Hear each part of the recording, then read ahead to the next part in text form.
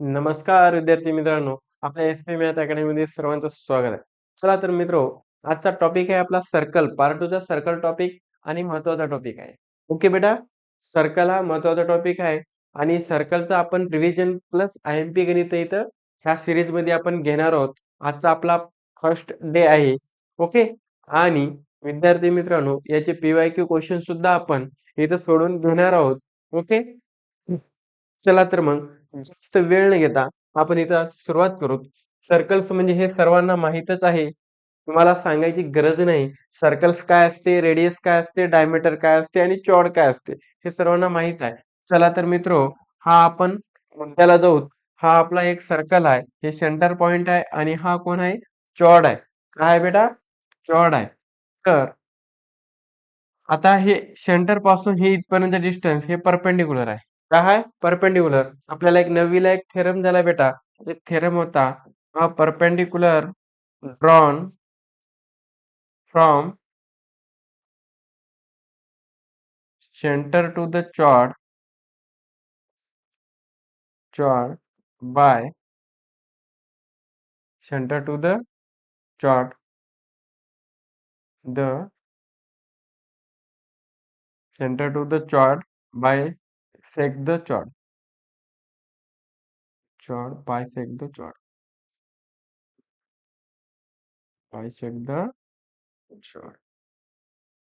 हा थेरम काय सांगते विद्यार्थी मित्रांनो, हे जे चॉर्ड आहे तुमची, हे काय सांगते परपेंडिक्युलर, हे परपेंडिक्युलर टाकले म्हणजे इथं आलं आपलं किती, हे 90 होणार.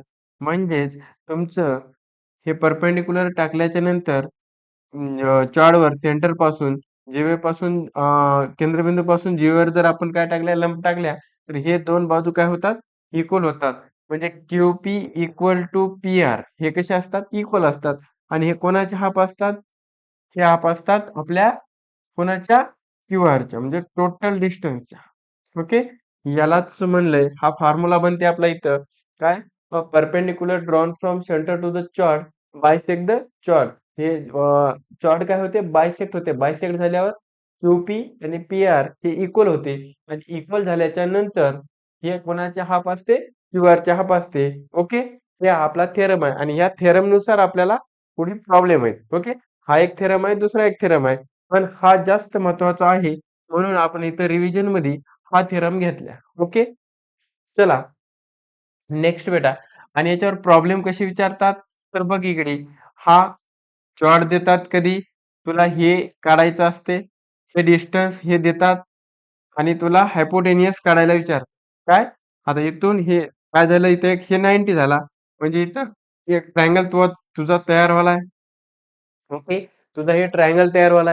हे ट्रायंगल तयार झाला म्हणजेच तुला इथं पायथागोरस थेरम नुसार तू इथं रेडियस काढू शकतोस. OR रेडियस, कधी रेडियस काढायला विचारतात, कधी सेंटर पासून चॉर्ड पर्यंत डिस्टन्स विचारतात, तर कधी तुला हे पूर्ण चॉर्ड विचारतात. ओके, हे कधी चॉर्ड विचारतात. म्हणजे इथं याला, ह्या प्रॉब्लेमला तुला थेरम, पायथागोरस थेरम, हा एक थेरम, ओके, हे दोन थेरम लागतील. ओके बेटा. आणि जर समजा रेडियस दिली असेल तुला, हे काढायचं झालं, तर रेडियस काय असते, डायमीटरच्या दुप्पट असते आणि डायमीटर हे रेडियसच्या कशी असते, अर्धी असते. ओके बेटा, चल नेक्स्ट. आता हा मुद्दा, पहिला मुद्दा समजला, तर हा दुसरा मुद्दा. ओके, आता फक्त आपण रिव्हिजन चालू आहे. Infinite circle passing through one point, म्हणजे एक पॉइंट पासून कितीही सर्कल आपण इथं ड्रॉ करू शकता. ओके, हे असे, हे असे. ओके ओके बेटा. तर आपल्याला हा MCQ मध्ये क्वेश्चन विचारला जाऊ शकतो की infinite circles passing through one point पासून तुम्हाला किती सर्कल काढता येतात म्हणते. तर तुम्ही किती सर्कल काढू शकता, इन्फिनाइट सर्कल काढू शकता. ओके, पहिला मुद्दा तुला किती मार्कला विचारू शकते, हे तुला 1 मार्कला हा विचारू शकते. तर दुसरा point, infinite circle pass through the two distinct point, म्हणजे बघ तुझे दोन ह्याच्यामधून इन्फिनाइट सर्कल काढू शकतोस. ह्या दोन बिंदू आहेत, म्हणजे पॉइंट आहेत ए बी. ह्या हिला काय करायचं, बायसेक्ट करायचं. बायसेक्ट केल्यास दुभागते. ह्या इथून घे, इथून एवढं अंतर आपल्या कंपास मध्ये घ्यायचं आणि हे असं सर्कल्स काढायचे किती बी. तू इथं घे, इथून इथपर्यंत कंपासमध्ये अंतर घ्यायचं ए आणि बी पासून. म्हणजे तुझं हे कसं येईल, हे असं डिस्टन्स येईल. म्हणजे तू इथलं घे, इथून इथं घे, हे डिस्टन्स इथून इथं घे ए आणि बी पासून. तर तू हे पुन्हा असं काढू शकतोस.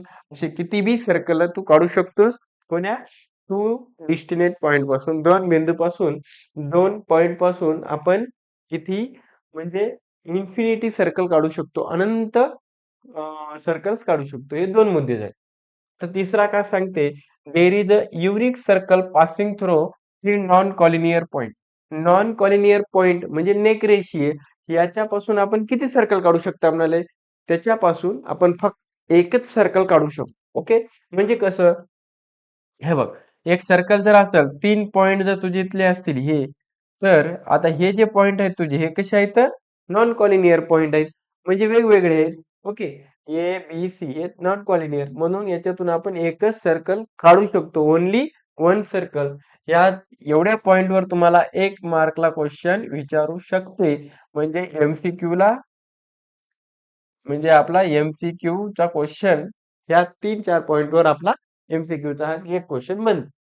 मग आता हा चौथा पॉइंट म्हणते, number of circle can passing through the three collinear point. म्हणजे आता बघ, एक कॉलिनियर पॉइंट म्हणजे काय भाऊ, तिन्ही बिंदू आपले कसे असतात मग बेटा, ए बी आणि हे सी. हे एबीसी कसे असतात, तिन्ही पॉइंट कसे झाले आपले, एक रेषीय आहेत. म्हणजे ह्या एक रेषीय कॉलिनियर पॉइंट मधून तिथे सर्कल काढू शकता. पण तिन्ही बी हे पॉइंट आपले कशावर आले पाहिजेत, सर्कलवर आले पाहिजेत.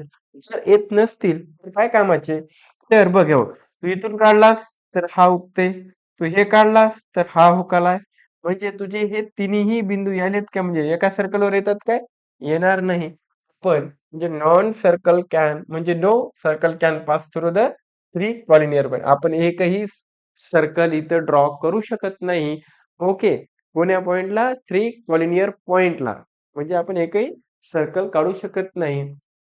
दोन डेस्टिनेट पॉइंटला पण इन्फिनिटी सर्कल काढू शकतो. एक पॉइंटला इन्फिनिटी सर्कल काढू शकतो. आणि नॉन कॉलिनियरला फक्त ओनली वन एकच सर्कल काढू शकतो. हे 4 पॉइंट समजले तर तुझा 1 मार्क पक्का झाला वागा. चल, समजले का. चल पुढे बघ आता, सेकंड अँड टँजंट हा पॉइंट. सेकंड अँड टँजंट, आता सेकंड अँड टँजंट म्हणजे काय, बघ, आता ह्या सर्कल आणि ह्या सेगमेंट मध्ये काय ह्याचं काय आहे, काय ताळमेळ, काहीच नाही. हिचा डिस्टन्स आहे, हे एकीकडे आहे, हे एकीकडे आहे, ह्या दोघांचं काय जुळाले, काय जुळलं नाही. ओके, आता बघ, या दोघीमध्ये आता ह्या सर्कल आणि हे टँजंट जे आहे, ही कशी आहे, हे टँजंट आहे. कशी आहे, म्हणजे सर्कल आणि सेगमेंट हे एकाच पॉइंटला काय व्हालेत बेटा, इथं touch व्हालेत. म्हणजेच ह्या सर्कलचा ही काय व्हाली, टँजंट व्हाली. काय व्हाली, टँजंट व्हाली. हिला टँजंट म्हणतात. ओके, तर आता ही तिसरी डायग्राम बघ. आता सर्कलवर किती पॉइंट इंटरसेक्ट व्हायलेत, 2 पॉइंट इंटरसेक्ट व्हायलेत. ज्या सर्कल मध्ये एक पॉइंट इंटरसेक्ट होतो ती टँजंट असते. आणि ज्या सर्कल मध्ये 2 पॉइंट इंटरसेक्ट होत असतात सेगमेंटच्या, ओके, जे सेगमेंट आहे तिचे 2 पॉइंट जर इंटरसेक्ट होत असतील हे, तर तिला म्हणायचं सेकंड. काय म्हणायचं, सेकंड. आणि एकच पॉइंट जर हे होत असेल तिला म्हणायचं टँजंट. तिला काय म्हणायचं, टँजंट. एखाद्या सर्कलवर एकच पॉइंट जर टच होत असेल ती झाली टँजंट. आणि एखाद्या सर्कल मध्ये 2 पॉइंट सेगमेंटचे जर इंटरसेक्ट होत असतील ते काय झालं बेटा, सेकंड. ओके, टँजंट आणि सेकंड कळालं. कळालं, चल पुढे. आता हे टँजंट थेरम, हे काय आहे, टँजंट थेरम. टँजंट थेरम काय सांगते, a tangent at any point of a circle is perpendicular to the radius at the point of contact. Suppose एक तुझं सर्कल आहे, काय सांगते, एक सर्कल आहे, त्या सर्कल पासून, सेंटर पासून तुझी रेडियस, आता इकडे बी टाकू शकतोस, इकडे टाकू शकतोस, इकडे टाकू शकतोस, इकडे बी टाकू शकतोस. ही जी रेडियस आहे तुझी, ही जी रेडियस आहे, हे काय असते, परपेंडिक्युलर असते म्हणाले. रेडियस आहे पॉइंट, पॉइंट म्हणजे कुठं, पॉइंट ऑफ कॉन्टॅक्ट कोणाच्या, सर्कलच्या. म्हणजे तुझी ही जी आहे 90 डिग्री असते. हे काय असते तुझी, 90 डिग्री. हे ओ पॉइंट, समजा हे ओ, इकडे एक तू काही बी एखादी पॉइंट देऊ शकतोस. म्हणजे हे तुझं काय असते 90. A tangent at any point of a circle, any point of circle is perpendicular to the radius. रेडियसला परपेंडिक्युलर जर टाकली आपण इथं at the point of contact, तर इथं काय असते 90 डिग्री बनते. याला एम नाव दे. म्हणजे angle O M R equal to 90 degree. तर कशाहून, तर हे टँजंट थेरम सांगते. काय सांगते टँजंट थेरम? जर रेडियस, आपण जर एखादी रेडियस ड्रॉ केली, तर हे पॉइंट ऑफ कॉन्टॅक्ट कोणाच्या सर्कलवरच येईल ना, इथे टाकली तरी बी. म्हणजे हे तुझं काय राहणार आहे मग 90 होणार आहे. ओके. जर तू इकडून वरून इकडे खाली इकडे टाकलास, तर एक ही टँजंट झाली, हे टँजंट पासून काय झाली ना, ही 90 डिग्री होणार. ओके. म्हणजे ही झाली आपला टँजंट थेरम. कळालं? टँजंट थेरम कसं राहणार? एक सर्कल, ह्या रेडियस पासून एक लंब टाकल्या, आणि हे जे तुझं आहे याला नाव जरी दिलास पी, याला ओ पी आर, तर तुझा अँगल ओ पी आर कितीचा राहणार आहे 90 डिग्री. तर कशावरून म्हणशील तू? Tangent theorem. ओके. कशावरून? Tangent theorem. कळाला भाऊ? Second tangent tangent theorem. कळालं? चला पुढे. आता बघ, त्याला टँजंट सेगमेंट थेरम म्हणजे हा जे थेरम आहे भाऊ, तर हे आहे आयएमपी. काय बेटा? आयएमपी. ओके. हा टँजंट थेरम आपल्याला प्रूव्ह करता बी आला पाहिजे आणि याच्यावर प्रॉब्लेम सोडवता बी आला पाहिजे. हा tangent segment draw the from external point of to circle are congruent. Okay. हे काय सांगते? हे जे आपले हे पीडी आणि हे जे क्यूडी आहे, म्हणजे हे पीडी हे कॉन्ग्रंट असतात म्हणाले क्यूडीला. हे जे बाहेरचे जे सेगमेंट आहेत, तुझं पीडी आणि क्यूडी, हे कसे असतात बेटा? कॉन्ग्रंट असतात. कसे असतात? कॉन्ग्रंट असतात. हे दाखवायचे. तर ड्रॉ द, बघ प्रूव्ह म्हणले थेरम दिला पीएडी. म्हणजे याला मी काय करतो, इथून एक याला इथे हे टाकले आपण. ओके. लंब म्हणजे हे काय झाला आपला 90, कारण हे रेडियस इथं टँजंट थेरम. इथून हे टाकले आपण इकडे एक. ओके. कोणता? हे 90. म्हणजे हा आपला ए पॉइंट आहे.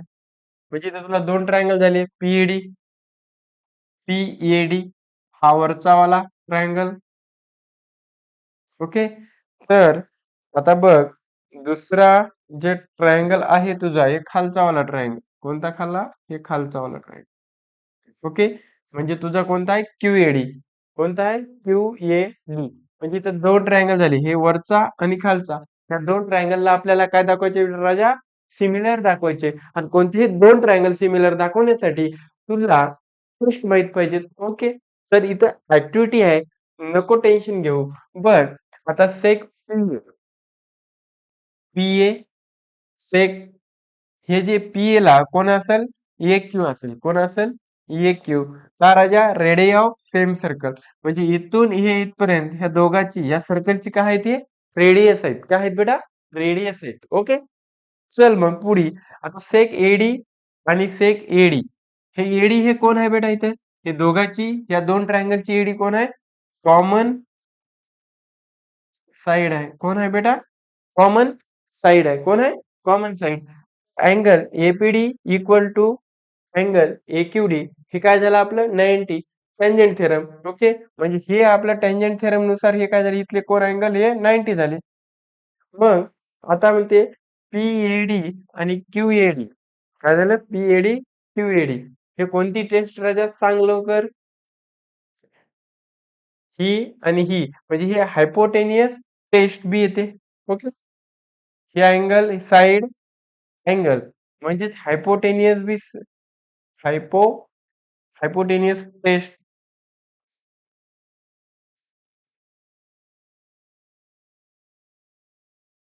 ओके.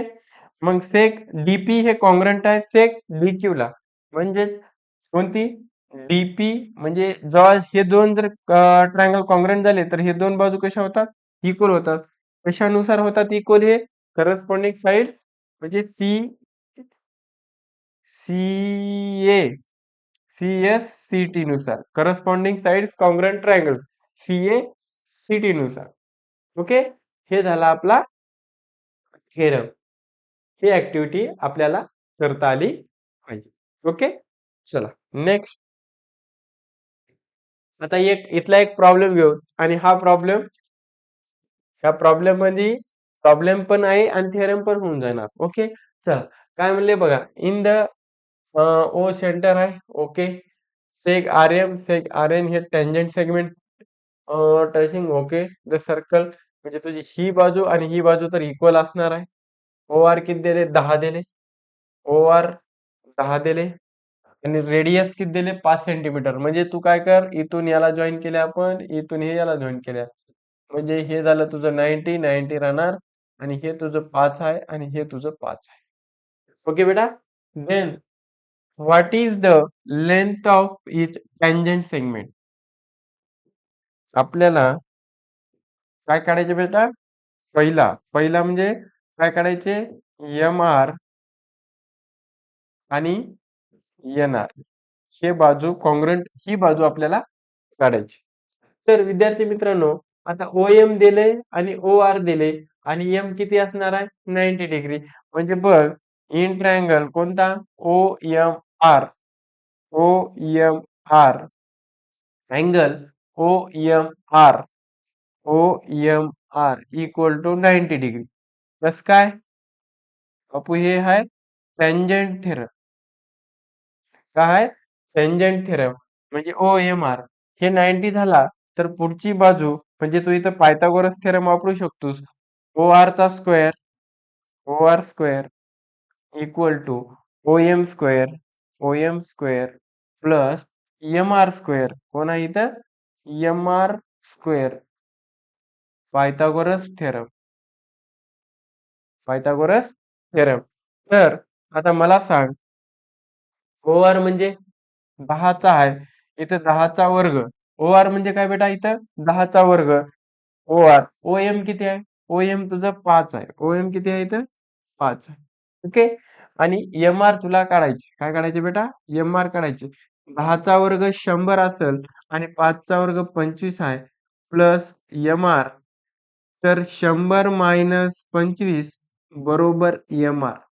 ओके. तर 100 मधून 25 गेले किती असणार आहे? 75 बरोबर एम आर चा स्क्वेअर. एम आर चा स्क्वेअर, एम आर चा स्क्वेअर. ओके. तर आता इथे एम आर चा स्क्वेअर म्हणजे square root on both side. Square root on both side म्हणजे हे रूट गेलं तुझं 75 याच्यामध्ये आणि हे आलं एम आर. तर तुझं एम आर किती आलं भावा? आता 75 चे फॅक्टर काय पडणार आहेत? 25 त्रिक 75. 25 चा वर्गमूळ काय निघाला बाहेर? 3. म्हणजे तुझं एम आर किती आलं? 5√3 आलं. काय आलं? 5√3. म्हणजे तुझं हे आलं 5√3. ओके. म्हणजे हा तुझा पहिला पॉइंट झाला. हा पहिला पॉइंट निघाला. एम आर जेवढं एम आर असेल तेवढंच येणार असेल. पुढे घे. एम आर किती आहे? जेवढं एम आर आहे तेवढं येणार असणार आहे. 5√3. कशावरून? Tangent segment theorem. Okay, tangent segment theorem. Next काय करायचे वागा? तर what is the major angle M R O? काय काढायचे?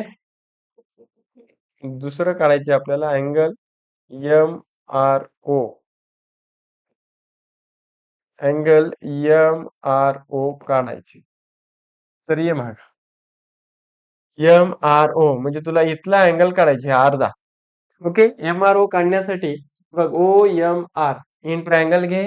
ओ M R in triangle O M R मध्ये तर तुझं ओ एम किती आहे?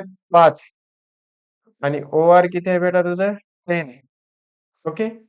तर आता मला सांग, जे तुझी ओ एम आहे, ये इकडे थोडं पाठीमागे बघ. आता ओ आर तुझं 10 आहे, ओ एम 5 आहे. तुझं हे कोणती साईड आहे? हायपोटेनियस आहे. हायपोटेनियसच्या ही काय आहे? अर्धी आहे. म्हणजे हे अँगल किती असेल? हे अँगल किती असेल? बघ तू इकडे. ओ एम का आहे? ओ एम का आहे? ओ एम जे आहे तुझी, हे हाफ आहे. कोणाच्या? ओ आरच्या. कोणाच्या? ओ आरच्या. म्हणजेच तुझा जे अँगल असणार आहे, तुझा जे अँगल असणार आहे ते किती राहणार आहे बेटा? 30 राहणार आहे. कारण 30 अंशाच्या पुढची बाजू नेहमी हायपोटेन्युसच्या अर्धी असते. काय असते? 30 अंशाच्या पुढची बाजू ही हायपोटेन्युसच्या अर्धी असते. किती असते? अर्धी असते. म्हणजेच इथं अँगल कोणता? M R O equal to 30 degree. तर कन्व्हर्स ऑफ 30, 60, 90 थेरम.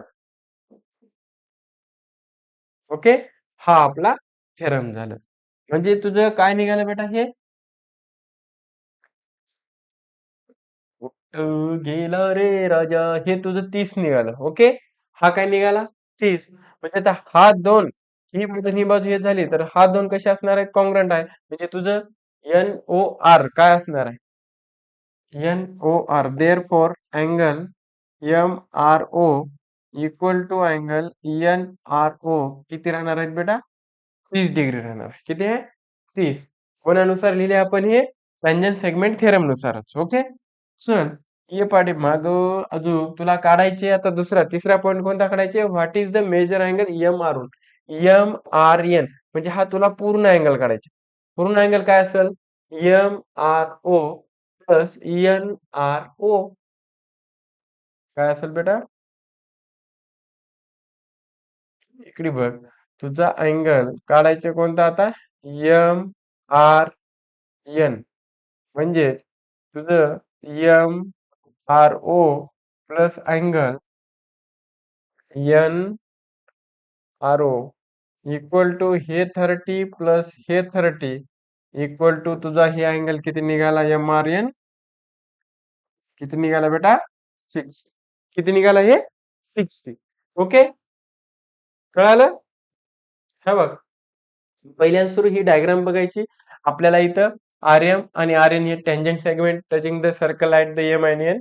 तर ओ आर दिले तुझं 10. ओके, हे 5 दिले. म्हणजेच तुला हे आधी काढायची होती एम आर आणि एन आर. एम आर आणि एन आर हे कसं काढणार? तर इथं पायथागोरस थेरम वापरला बेटा. ओ एम आर ला पायथागोरस थेरम काय सांगते? Hypotenuse square equal to base square plus height square. Hypotenuse O R आहे. म्हणजेच हे पायथागोरस थेरमनं आपण एम आर काढून घेतल्या. एम आर 5√3 आहे. म्हणजे जेवढं एम आर असेल तुझं तेवढं काय असणार आहे? एन आर आहे. का? कारण टँजंट सेगमेंट थेरम. कारण हे दोन्ही बाजू कशा असतात? हे सेगमेंट इक्वल असतात टँजंट सेगमेंट नुसार. म्हणजे हे तुझं दोन्ही हे निघालं. हा आपला पहिला क्वेश्चन निघाला. दुसरा, what is the major angle M R O म्हणले. एम आर ओ हे एम आर ओ कसा निघाला बेटा? तर हे तर हाफ म्हणजे 30 अंशाच्या पुढची बाजू हायपोटेनिसच्या अर्धी असते. हायपोटेनिस 10 आहे तर हे 5 आहे. म्हणजे त्याला कन्व्हर्स ऑफ 30, 60, 90 थेरम नुसार आपण घेतल्या. ओके, म्हणजे हे तीस आलं. हे 30 आहे तुझं अर्ध. हे अर्ध 30 आहे. हे तुझं 30 आहे. तर तुझं मग हे दोन ट्रायंगल कॉन्ग्रंटच आहेत. म्हणजे हे खालचा बी तुझा किती राहणार आहे? तुझा 30 राहणार आहे. म्हणजे हे 30 आणि 30 या दोघांची बेरीज किती? 60 झालं. कधी तुला असं विचारते, इकडला अँगल देते, इकडला अँगल काढा म्हणते. आता हा 30 आहे तर हा 60 असणार आहे. हा 60 आहे तर खालचा आहे 60. 60 60 120 म्हणजे एम ओ एन हे सुद्धा तुला ट्रायंगल विचारतात. म्हणजे हे दोन्ही बी ह्या टँजंट सेगमेंट थेरम नुसार कधी तुला हायपोटेनियस काढायला देतात, कधी रेडियस काढायला देतात, तर कधी हे टँजंट सेगमेंट थेरम हे करतात. किंवा मग हे अँगल किंवा हे दोघांचे म्हणजे पूर्ण अँगल हे इकडे अँगल याच्या व्यतिरिक्त आपल्याला काहीच विचारणार. ओके, समजलं? एवढ्यामध्येच इथं घुमवतात आणि हा थेरम जमला टँजंट सेगमेंट थेरम तर पुणे उत्तर आपल्याला काढता येते बेटा. ओके, चल, समजलं हा? नेक्स्ट. हा, आता आलं theorem of touching circle. Theorem of touching circle म्हणजेच काय? थेरम ऑफ टचिंग सर्कल म्हणजे याच्यात दोन पॉइंट आहेत मित्रा. हे एक्सटर्नली आहे.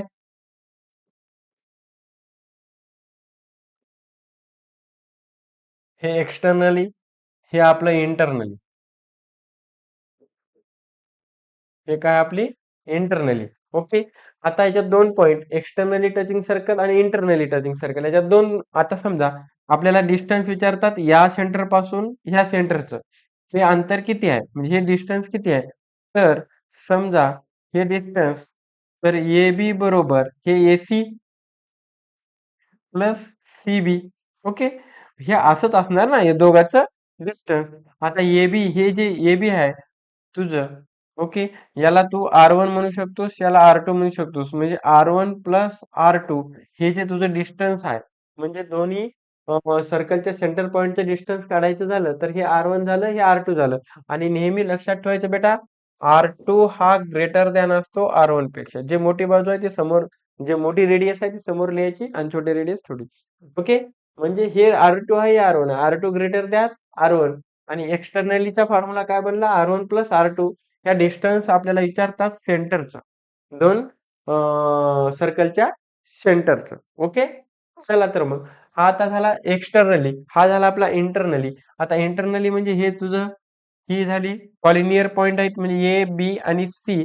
जर ए सी इक्वल टू तर मला ए बी चं अंतर पाहिजे कोणाचं A B plus B C.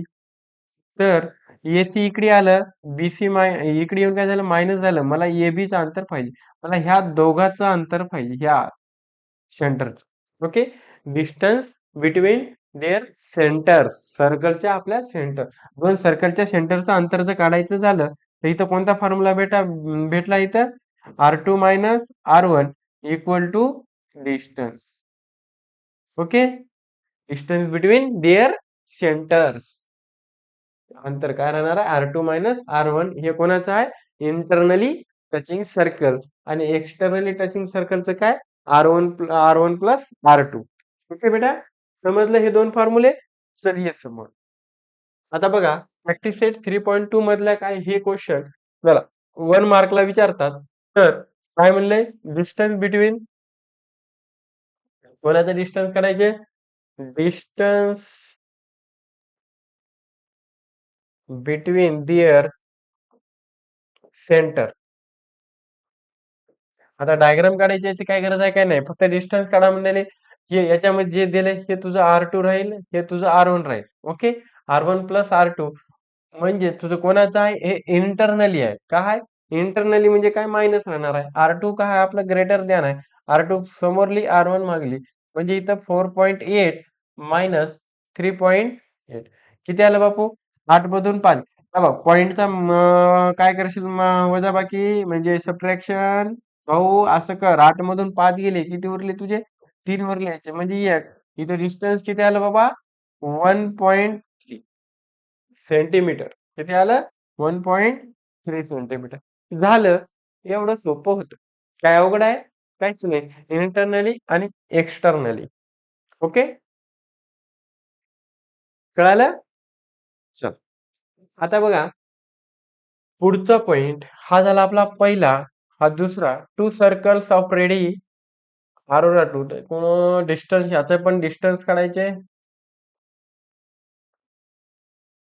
Distance between their centres काय सेंटर म्हणजे ह्या दोन सर्कलच्या सेंटरचं अंतर आपल्याला बघ एक्सटर्नली म्हणले काय म्हणले एक्सटर्नली म्हणजे काय बेटा तर हे आपलं R2 आणि हे झालं आपलं R1 म्हणजेच हे फॉर्म्युला आहे R1 प्लस R2 R1 किती आहे बेटा हे आहे 5.5 प्लस आणि 4.2 तर किती झालं 5 आणि 2 किती 6 7 आणि 4 आणि 5 किती 9 म्हणजे हे तुझं आलं 9.7 सेंटीमीटर डिस्टन्स. किती आलं 9.7 सेंटीमीटर डिस्टन्स. काय हाय अवघड काहीच नाही फक्त आपल्याला लक्षात काय आलं पाहिजे बेटा फॉर्म्युला आला पाहिजे. इंटरनली म्हणजे काय आणि एक्सटर्नली म्हणजे काय इंटरनली म्हणजे काय मायनसचा फॉर्म्युला आणि एक्सटर्नली म्हणजे काय प्लसचा फॉर्म्युला. ओके चल झालं बेटा चल नेक्स्ट क्वेश्चन. हा याच्यातला आता हा महत्वाचा क्वेश्चन आहे आपल्याला हा प्रॅक्टिस सेटचा म्हणजे हा आपला IMP आहे. ओके आता काय म्हणले the circles with centre A and B touches each other E line L common tangent which touches the circle at C and D respectively find the length of segment CD if the radius of the circles are 4 centimetre आणि 6 centimetre. म्हणजे बघ आता याची radius तुझी 4 centimetre आहे आणि तुझी याची रेडियस काय आहे तुझी 6 सेंटीमीटर आहे. किती आहे? 6 सेंटीमीटर. लेंथ ऑफ CD म्हणजे तुला हे काढायचे राजा सीडी. म्हणजे हे डायरेक्ट तू सीडी काढत नाहीस. याला काहीतरी आपल्याला काय करावं लागेल? काहीतरी आपल्याला कन्स्ट्रक्शन करावं लागेल. आता बघ, आता हे काय आहेत आपले हे पॉइंट आपण जोडून घेतले. ए ई बी काय झाले? एक कॉलिनियर पॉइंट आहेत. ए बी काय झाले? कॉलिनियर पॉइंट झाले. ओके. टचिंग सर्कल थेरम ते लागते याच्यात. टचिंग मग आता मला सांग राजा. आता ए बी. आता मी काय करतो? एक इथून असाच एक परपेंडिक्युलर टाकतो. ओके. हा टाकलाय आपण परपेंडिक्युलर. ओके. याच्यावर कशावर टाकलोस? याला नाव दे पी. म्हणजे हा एपी मी परपेंडिक्युलर टाकला. कुठं टाकला बेटा? डीबी वर. कशावर टाकला? डीबी वर. ओके. हा परपेंडिक्युलर टाकल्याच्या नंतर मग आपल्याला इथं C A C A C D is a rectangle दिसते का राजा? A P D C rectangle. Okay. मग आता रेक्टँगलचे प्रत्येक अँगल म्हणजेच A angle A equal to angle C equal to angle D equal to angle P म्हणजे किती आले? 90 डिग्री.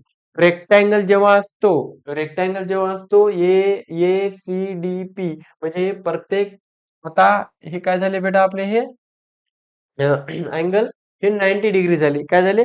90 डिग्री.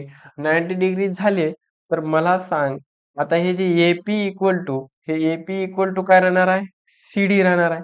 ओके. आणि सी ए इक्वल टू काय राहणार आहे? C A equal to DP राहणार आहे. डीपी. ओके. का बाबा? कारण अपोजिट जे साइड असतात side of rectangle are equal काय असतात? इक्वल. अपोजिट साइड कसे असतात बेटा? इक्वल. जर इक्वल झाले तर माय लेकरा आता बघ मग आता हे जे तू टाकलास लंब काय हे जे लंब टाकले आपण आता मला सांग हे बीडी बीडी काय असेल? बीडी म्हणजे कोण? बीपी हे बीपी प्लस पीडी. ओके. तुझं आता हे इथून हे इथपर्यंत डिस्टन्स आहे कोणाकुठपर्यंत डीबीचं. मला आता हे बीपी काढायचे. काय काढायचे? बीपी. तर आता एक मिनिट इकडे लक्ष दे थोडं. जेवढं सी असेल देअरफॉर जेवढं सी असेल तेवढं बीपी असेल. 4 सेंटीमीटर दिले काय नाही? दिले काय? हा दिले. 4 सेंटीमीटर. ओके. हे 4 असेल तर हे 4 असेल. बरोबर? ओके. तर मला काढ आता डीबी. तर डीबी इक्वल टू म्हणजे हे डीबी हे डीबी. डीबी म्हणजे काय? आता बघ सरळ सरळ आपण हे सीडी काढू शकत नाही. असं काय केलं आपण इथून एपी का परपेंडिक्युलर टाकले परपेंडिक्युलर झाल्याच्या नंतर ए सी डी पी इथे एक रेक्टँगल बनला. जर आपण एपी ची जर किंमत काढली जेवढी एपी ची किंमत काढली तेवढी सीडी ची राहणार आहे. मग आता ही एपी ची किंमत काढण्यासाठी मला काय पाहिजे? हे बघ मला एबी पाहिजे. काय पाहिजे? एबी पाहिजे. आणि इथे काय पाहिजे? बीपी पाहिजे. कारण हे परपेंडिक्युलर झालं. इथं ए पी बी म्हणजे अँगल ए पी बी हे आपल्याला ट्रायंगल बनायला आहे आणि ट्रायंगल हे कसा बनायला इथं राईट अँगल ट्रायंगल बनतो. म्हणजे हायपोटेनियस एबी आणि बीपी निघाला. पायथागोरस थेरम वापरून एपी काढता आणि एपी काढल्याच्या नंतर जेवढं एपी राहील तेवढं तुझं सीडी राहील. बघ आता हे डीबी. डीबी म्हणजेच कोण आहे? बीपी हे बीपी प्लस पीडी. आता डीबी किती आहे बेटा? 6 आहे. तुला बीपी काढायची आणि पीडी किती आहे? 4 आहे. 4 ला इकडे घेऊन ये बेटा. 6 मायनस 4 म्हणजे तुझं आलं बीपी. तर बीपी बरोबर 6 मधून 4 गेले किती उरले तुझे? 2 उरले. किती उरले तुझे? 2 उरले. ओके. म्हणजे 2 सेंटीमीटर तुझं काय आलं राजा इथं? हे बीपी आलं. मग आता तुला काढायचे ए बी. मग आता ए बी काढण्यासाठी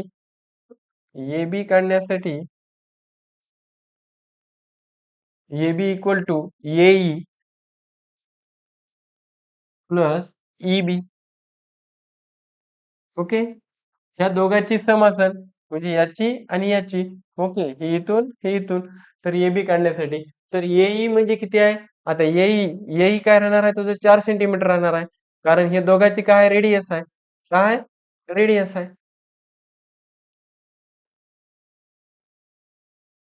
हे किती राहणार आहे? 4 राहणार आहे. आणि हे जे तुझं आहे डीबी, तेवढं डीबी आहे तेवढं ई राहील. कारण हे 6 राहणार आहे. हे काय झाली याची त्रिज्या आहे. काय त्रिज्या आहे. म्हणजेच तुझं हे 4 आहे आणि ईबी किती आहे? हे 6 आहे. म्हणजे तुझं एबी, तर एबी किती आलं बेटा इथं? 10 सेंटीमीटर. एबी किती निघालं तुझं? 10 सेंटीमीटर. मग आता पुढे चल. Triangle A B P. Triangle, अरे याचं तर बसून ना चाललंय. चल ये इथं. आता triangle A P B. Triangle A P B is a right angle triangle. हा राईट अँगल ट्रायंगल झाला. आणि अँगल पी कितीचा आहे बेटा इथं? 90चा आहे. अँगल पी कितीचा आहे? 90 आहे. ओके, तर आता हे 90च्या पुढची बाजू ए बी. हा ए बी काय असणार आहे?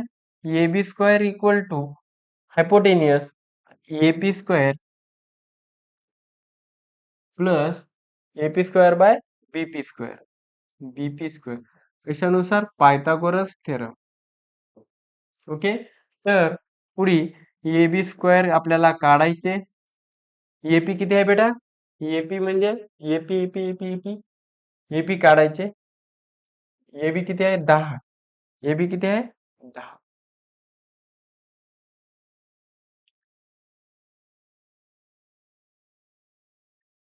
एबी किती आहे? 10चा वर्ग. एपी काढायचे आणि बीपी किती आहे? 2चा वर्ग. 10चा वर्ग 100 एपी स्क्वेअर आणि 2चा वर्ग किती आहे? 4. त्याला इकडे घेऊन ये बेटा. -4 बरोबर एपी स्क्वेअर. तर 96 बरोबर एपी स्क्वेअर म्हणजेच square root on both side. तर हे गेलं रूट 96 बरोबर एपी. ओके, आता 96 चे फॅक्टर कसे करशील?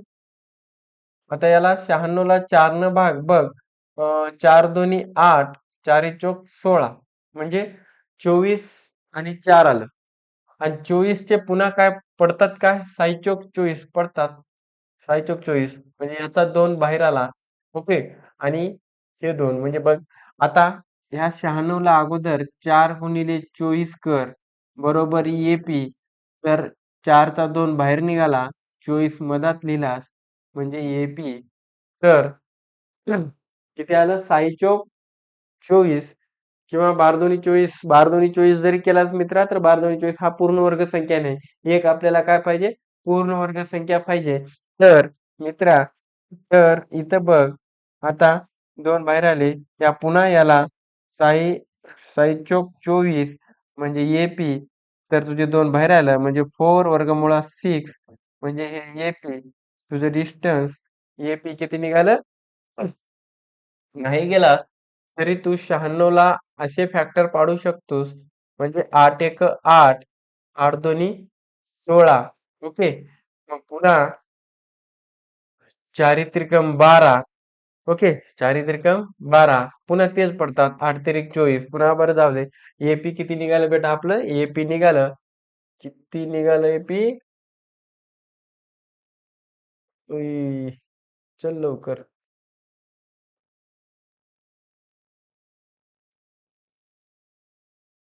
हा, एपी किती निघालं? 4 वर्गमुळात 6. म्हणजे तुझं एपी निघालं. एपी जेवढं राहील तेवढं काय राहणार आहे बेटा? जेवढं एपी आहे तेवढं आपलं सीडी राहील फ्रॉम इक्वेशन 1 नुसार. म्हणजेच एपी किती निघालं? 4 वर्गमुळात 6 म्हणजे स्क्वेअर रूट 6 म्हणजे हे सीडी झालं. ओके, हे जागा नसल्यामुळे आपण इथं लिहिलं बेटा. ओके, जेवढं एपी राहील तेवढं सीडी राहील. समजलं? याची प्रॅक्टिस चांगली करा आणि एकदम सिंपल आहे. हा काय क्वेश्चन अवघड नाही आहे. फक्त हे थोडं आपल्याला काय करावं लागणार आहे? कन्स्ट्रक्शन करावं लागणार आहे. ओके. हे कन्स्ट्रक्शन करावं लागणार आहे. एपीएच वर परपेंडिक्युलर टाकून ही इथला कार्यक्रम आपल्याला करावा. समजलं मित्रा? चला पुढे. तर चला विद्यार्थी मित्रांनो, आर्क ऑफ सर्कल. आता आर्क ऑफ सर्कल चे बघ, आता ही डायग्राम आहे. ओके. ज्याच्यामध्ये तुला एकदम सोपं सिंपल सांगतो, ज्याच्यामध्ये सेंटर पॉइंट आहे त्याला म्हणायचं major. Major of arc. Okay. Major arc. काय? Major arc. काय म्हणशील याला? Major arc. ओके. आता हे छोटा जे पार्ट आहे, हे छोटा ज्याच्या सेंटर नाही, विदाउट सेंटर, हा, तर त्याला म्हणशील तू मायनर. Minor circle. काय म्हणशील? Minor, sorry, minor arc. काय म्हणशील? Minor arc. हे मेजर आर्क, हे मायनर आर्क. ज्याच्यात सेंटर आहे ते झालं मेजर आर्क आणि हे झाला मायनर आर्क. याला असं पण लिहू शकतोस, major arc A Y B. A Y B म्हणजे हा आपला मेजर आर्क झाला. मायनर आर्कला लिहू शकतोस मेजर आर्क, काय बेटा? A X B. A X B. Okay. हे झालं मायनर, हे झालं मेजर आर्क ऑफ सर्कल. कळालं? मेजर आर्क आणि minor arc. Major arc, minor arc म्हणजे काय? मेजर आर्क म्हणजे काय? ज्याच्यामध्ये सेंटर पॉइंट आहे ते मेजर आर्क, आणि जे विदाउट सेंटर म्हणजे ज्याच्यामध्ये सेंटर नाही असा म्हणजे कोणता आर्क? हे मायनर आर्क. ओके. म्हणजे हा भाग. कळालं बेटा? हे झालं आर्क ऑफ सर्कल. आता सेंट्रल अँगल. सेंट्रल अँगल म्हणजे काय? केंद्रीय कोन. ओके. हे केंद्रीय सेंट्रल अँगल. ओके. तर आता बघा, हे जे मेजर आर्क, आता ज्याच्यामध्ये हे सेंटर आहे म्हणजे हा बाहेरचा जे भाग आहे, हे हे मेजर आर्क झाला आणि हा छोटावाला काय झाला? हे मायनर आर्क झाला. ओके. मग सेंट्रल अँगल काय सांगते? सेंट्रल अँगल कोण आहे? A P B. Central angle म्हणजे ए पी बी. हे जेवढं सेंट्रल अँगल असेल तेवढं त्याच्या पुढचा मेजर आर्क असेल. मेजर आर्क कोणता? A P B. A P B. Okay. मी काय म्हटलं? जेवढं सेंट्रल अँगल असतो तेवढा त्याच्या पुढचा आर्क असतो. समजा बघ इकडे, आता इथं सेंट्रल अँगल, समजा इथं सेंट्रल अँगल किती दिले आपल्याला? 50 दिले. किती दिले बेटा इथं? 50 दिले. हा 50 असेल तर इथला मायनर आर्क म्हणजे आर्क इथं कोणता? A P B. A P बी किती असेल? ए पी बी किती असेल? 50च असेल. कारण जेवढं सेंट्रल अँगल असतो तेवढा त्याच्या पुढचा आर्क असतो. म्हणजे हा 50 झाला तर तुझं मेजर आर्क किती असणार आहे? मेजर पूर्ण आर्कचे किती माप असते? 360 असते. त्याच्यातून तू 50 वजा कर म्हणजे तुझं 300 किती उरणार आहे बेटा? 10. म्हणजे हे तुझं हे जे आर्क आहे मेजर आर्क, हे तुझं किती राहणार आहे बेटा? 310. आपल्याला एक आर्क जरी दिला, तुझा मायनर आर्क समजा 200 आहे. तुझं मायनर आर्क 200 असेल, तुझा सेंट्रल अँगल किती राहणार आहे? किती राहणार आहे? तेवढाच राहणार आहे. मग जेवढं सेंट्रल अँगल असेल म्हणजेच आता पुढचं सांग मला. तर हे आणि हे 200 असेल तर हे बाहेरचं किती असेल बेटा? 360. ओके. म्हणजे 360 मधून 200 गेले म्हणजे किती उरले? 107. हे अशा पद्धतीने आपल्याला याच्यात क्वेश्चन विचारतात. Okay. Central angle, major arc, minor arc. Central angle जेवढं राहील तेवढं पुढचा आर्क सेम राहील. ओके. चल नेक्स्ट. आता आलं congruence of arc. Congruence of arc म्हणजे काय? Two arc are congruent if their the major and radius of equal. म्हणाले काय म्हणते? जर बघ इकडे अँगल सेम असेल आणि त्याची रेडियस सेम असेल, त्याची रेडियस सेम असेल, तर ते आर्क काय असतात? कॉंग्रुएंट असतात. बघ इथला अँगल आणि हे अँगल सेम आहे आणि याची ही रेडियस, आता इथं कोण राहणार आहे? Major arc. हे डीई, डीई हे कॉंग्रुएंट असेल मेजर आर्क कोणाला? या याला जी एफ. कोणाला? GF. ओके, हे कॉन्ग्रंट असेल. मग मेजर आर्क मी असं बी म्हणू शकतो AB. ओके, AB हा कॉन्ग्रंट असेल कोणाला? Major arc. कोणाला? इथं नाव नाही, इथं दे तू दुसरे काहीतरी नाव. OP. काय नाव दे? OP. मेजर आर्क OP हे कॉन्ग्रंट असेल. ओके, मग मित्रा आता मला सांग, असं होऊ शकते का मेजर आर्क OP हा कॉन्ग्रंट आहे कोणाला? GF ला. कोणाला? मेजर आर्क GEF ला. हे कॉन्ग्रंट असू शकते का? मी काय म्हणलं, हे जे OP आहे म्हणजे तुझं कोणतं बेटा, इकडे बघ, हे बघ, हे हे हे जे तुझं आहे हे कॉन्ग्रंट याला असू शकते का? याला, GF ला हे असू शकणार नाही. का नाही बेटा? का नाही? तर याची रेडियस आणि याची रेडियस सेम आहे काय? नाही. मी काय म्हणलो, अँगल सेम आणि रेडियस सेम असेल तेव्हाच आर्क काय असतो? कॉन्ग्रंट असतो. काय असतो बेटा? कॉन्ग्रंट असतो. आपल्याला इथे सांगितलंय, टू आर्क आर कॉन्ग्रंट कधी? जर मेजर अँगल आणि रेडियस त्याची कशी पाहिजे? इक्वल पाहिजे, तरच तो काय असतो? कॉन्ग्रंट असू शकतो, नसता मग नाही. मग आता हे आणि याच्याशी कॉन्ग्रंट होते काय? अँगल तर सेम आहे, पण हे काय होऊ शकते काय? नाही, कारण याची रेडियस आणि याची रेडियस कशी आहे? सेम नाही, म्हणून हे काय झालं आपला? कॉन्ग्रंट होणार नाही. कळालं काय? एखाद्या सर्कल मध्ये अँगल कॉन्ग्रंट असेल आणि अँगल जर सेम असेल आणि त्याची रेडियस बी सेम असेल, तरच ते आर्क काय असतो? कॉन्ग्रंट असतो, नसता मग कॉन्ग्रंट नसतो. ओके, कळालं? आता मी म्हणतो की DE हे कॉन्ग्रंट आहे कोणाला? IG ला. म्हणजे असं लिहिलं तर बघ इकडे, हे बघ, हो, असं लिहिलं तर मेजर आर्क DE DE हा कॉन्ग्रंट आहे. DE हा कॉन्ग्रंट आहे मेजर आर्क कोणाला?